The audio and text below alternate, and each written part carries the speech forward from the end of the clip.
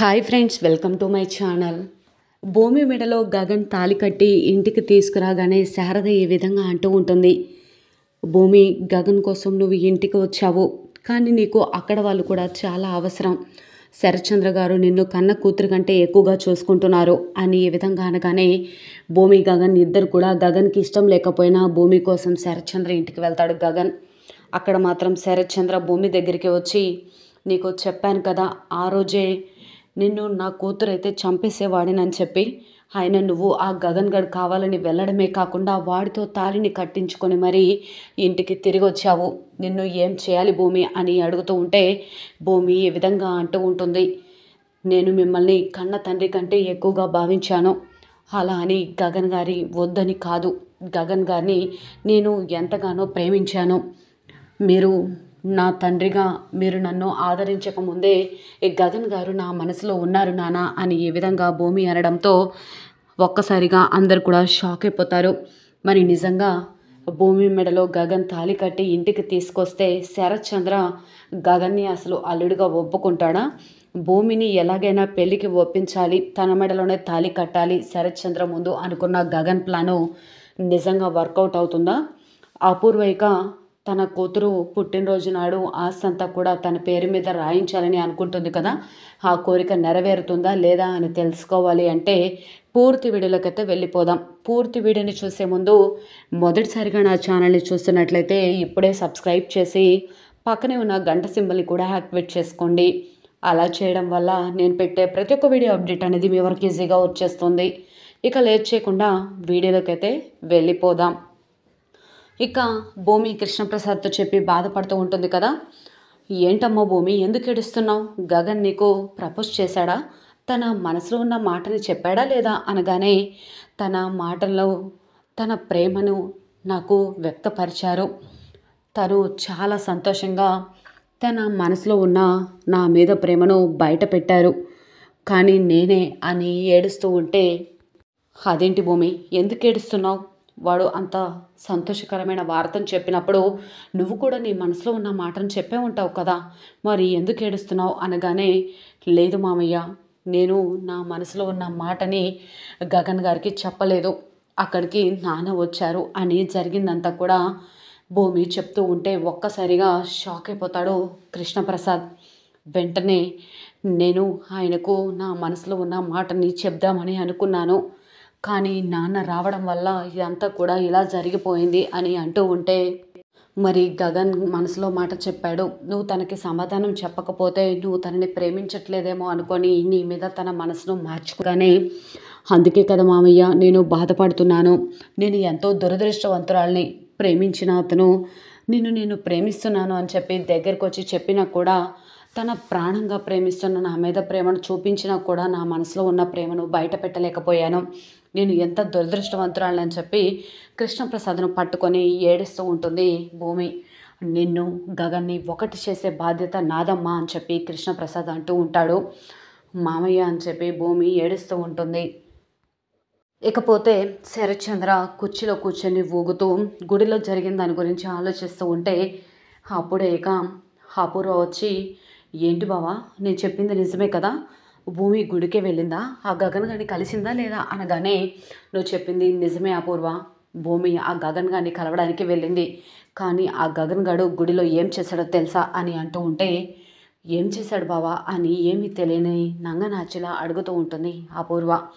వెంటనే అది గుడికి రమ్మని చెప్పి భూమి అక్కడికి వెళ్ళిన తర్వాత 2 రోజులు ఆశ్రమించిన ఆ గగన్ గాడు భూమికి ఐ లవ్ యూ చెప్పాడు అనగానే ఒక్కసారిగా షాక్ అయిపోతుంది అపూర్వ. ఏంటి బావా, ఆ గగన్ గాడు భూమికి ఐ లవ్ యూ చెప్పాడా అనగానే, మరి భూమి కూడా గగన్ గారిని ప్రేమిస్తుందా అనగానే, లేదు అపూర్వ, భూమి నా రక్తం పంచుకు పుట్టిన బిడ్డ కాకపోవచ్చు, కానీ తను నా మాటకు అసలు ఎదురు చెప్పదు. నా కూతురు నిన్ను ఎప్పటికీ ప్రేమించదురా, తన నీడని కూడా నిన్ను తాకనివ్వను అని చెప్పి భూమిని లాక్కొచ్చి వేసాను. భూమిని ఇంటికి వచ్చిన తర్వాత గగన్ని ప్రేమిస్తున్నావా అని అడిగితే, లేదు నాన్న, నేను గగన్ గారిని ప్రేమించట్లేదు.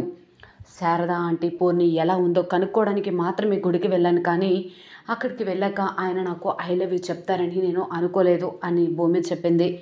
కానీ భూమి మాత్రం మొదటిసారి నన్ను నాన్న అని పిలిచింది అపూర్వ అని చెప్పి చాలా మురిసిపోతూ ఉంటే, ఆ గోరింటాకు సుజాత మాత్రం ఏ విధంగా అనుకుంటూ ఉంటుంది.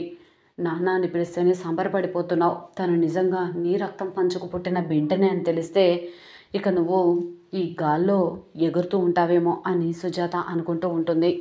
అపూర్వ షాక్ అయిపోతుంది. నువ్వు తనని కూతుర్లా చూసుకుంటున్నావు కదా బావా, అందుకే నాన్న అని పిలిచిందేమో అనగానే, లేదా పూర్వ, కూతుర్లా చూసుకున్నా సరే తను నాన్న అని పిలిచినప్పుడు ఎంత సంతోషంగా అనిపించిందో తెలుసా.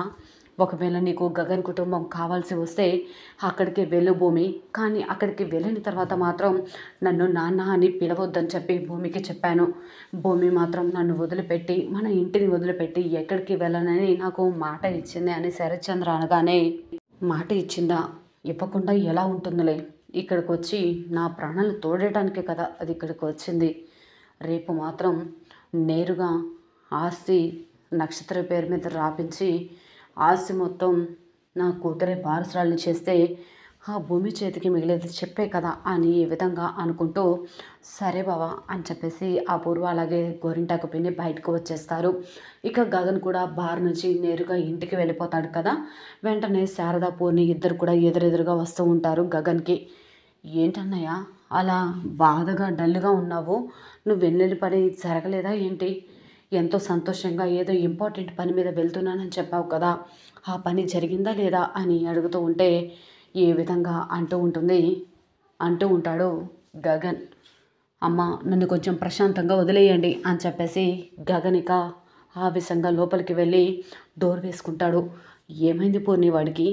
ఉదయం వెళ్ళేటప్పుడు చాలా సంతోషంగా బయటకు వెళ్ళాడు కదా, ఇప్పుడు అలా తిరిగి వచ్చాడేంటి అని ఏ విధంగా అంటూ ఉంటే, ఏమోనమ్మా అన్నయ్య మూడు ఎప్పుడు ఎలా ఉంటుందో అర్థం కాదు కదా, తానే రిలాక్స్ అయ్యాక అసలు ఏం జరిగిందో చెప్తాడులే, నువ్వు కంగారు పడి నన్ను కంగారు పెట్టకమ్మా అని చెప్పేసి ఈ విధంగా అంటూ పూర్ణి కూడా వెళ్ళిపోతుంది. శారద కూడా ఇక వంటగదిలోకి వెళ్ళిపోతుంది. కృష్ణప్రసాద్ మాత్రం ఆలోచిస్తూ ఉంటాడు. పాపం గగన్ ఎన్నో ఆశలు పెట్టుకొని భూమికి ఐ లవ్ యూ చదవడానికి వచ్చి ఉంటాడు. కానీ ఈ శరత్చంద్ర అక్కడికి వెళ్ళి భూమి గగన్ని ఇండైరెక్ట్గా విడదీసినట్టే కదా.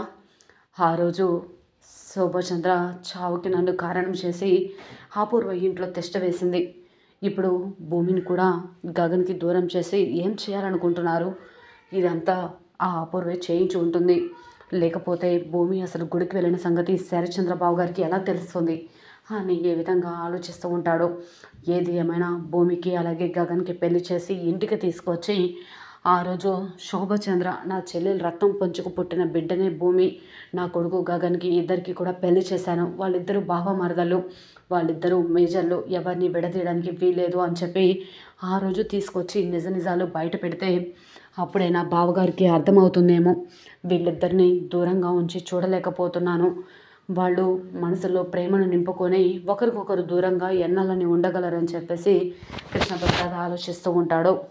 మరి నిజంగా కృష్ణప్రసాద్ అనుకున్న మాట ప్రకారం గగన్ భూమిలకు పెళ్లి చేసి ఇంటికి తీసుకొస్తే శరత్చంద్ర మరి ఏం చేయబోతున్నాడు?